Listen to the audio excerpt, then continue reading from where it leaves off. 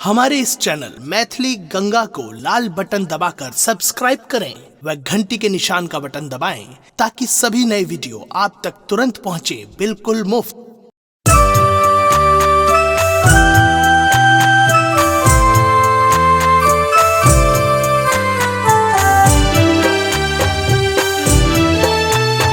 अपने सुन रही थी गंगा कैसेट की प्रस्तुति।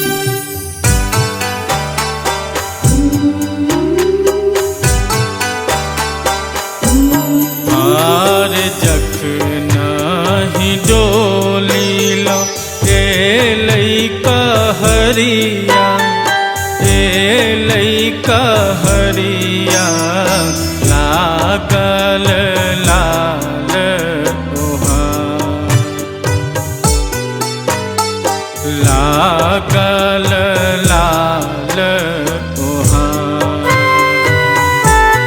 आर जखना ही डोली लो ए लइका हरिया, ए लइका हरिया लागल लाल ओहार।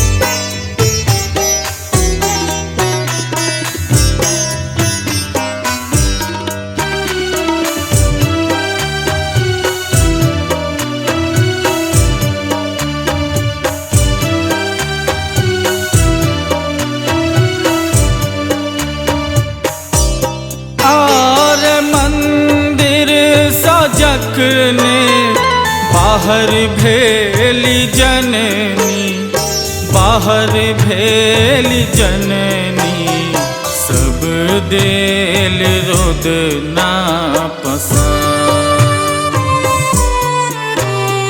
सब देल रोद ना पसंद। और मंदिर सजखने बाहर भेली जननी, बाहर भेली जननी सब देल रोद ना पसंद,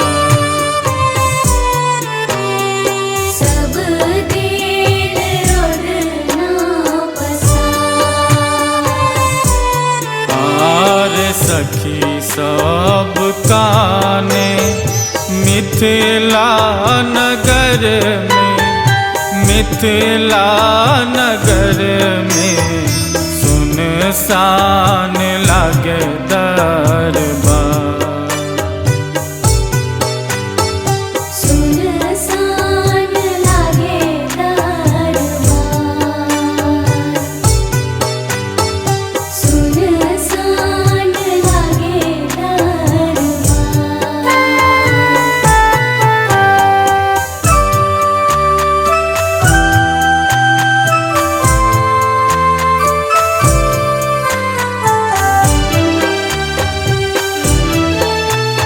अपने सुन रही थी गंगा कैसेट की प्रस्तुति।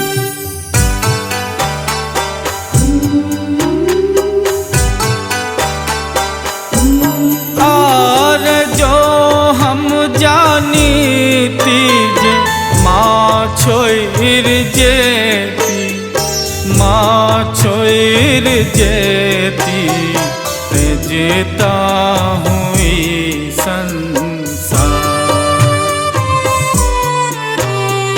तेजता हुई संसार। और जो हम जानी तीज माँ छोइर जेती, माँ छोइर जेती तेजता हुई संसार, तेजता हुई संसार। और 9 दिन पूजलो माँ कलसा बैसाख, कलसा बैसाख कोना करी अहाँ के विदा। कोना करी अहाँ के विदा, कोना करी अहाँ के विदा।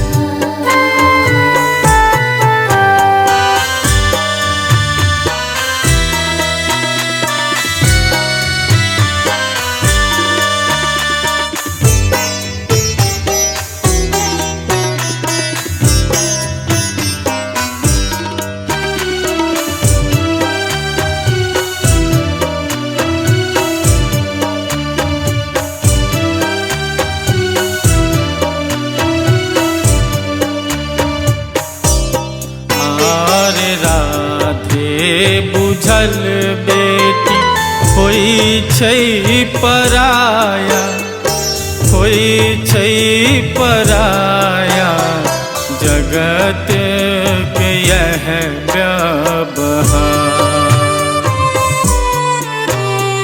जगत के यह व्यवहार। और चंदू बुझल बेटी होई छै पराया, होई छै पराया जगत के यह व्यवहार। जगत के यह व्यवहार। और जखन ही डोली लो कहरिया, कहरिया लागल लाल ओहार। लागल लाल ओहार। लागल लाल ओहार। जखन ही डोली लो कहरिया, कहरिया लागल लाल ओहार। लागल लाल ओहार। और जखन ही डोली लो कहरिया, कहरिया लागल लाल ओहार। लागल लाल ओहार। लागल लाल ओहार।